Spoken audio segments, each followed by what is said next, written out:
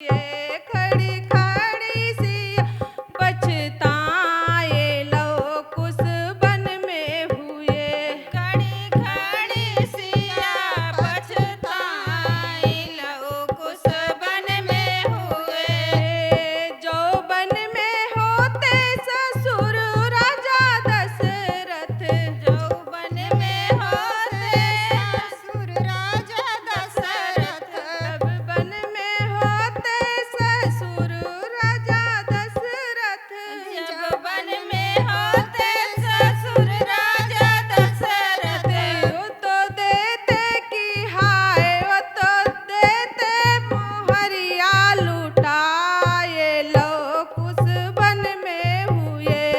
तो देते ही हरवा लुटाई लोग उस वन में हुए। वो तो देते मोहरिया लुटाए लोग उस वन में हुए। वो तो देते वो हरवा लुटाई लोग उस वन में हुए। खड़ी खड़ी सिया पछताए लोग उस वन में हुए। खड़ी खड़ी सिया पछताई लोग उस वन में हुए। जब वन में होती मेरी सासू कौशल्या, जब वन में होती मेरी सास कौशल्या।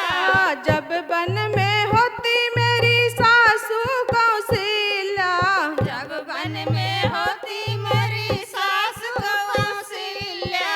वो तो देती बधवैया बजाए लोग उस वन में हुए।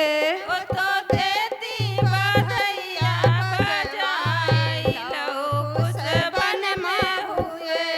वो तो देती बधवैया बजवाए लोग उस वन में हुए।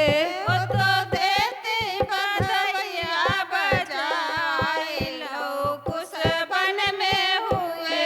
खड़ी खड़ी सिया पछताए लोग उस वन में हुए। खड़ी खड़ी सिया पछताई लोग उस वन में हुए। जब वन में होती मेरी ननदी सुभद्रा, जो वन में होती मेरी ननदी सुभद्रा। जब वन में होती मेरी ननदी सुभद्रा, जब वन में होती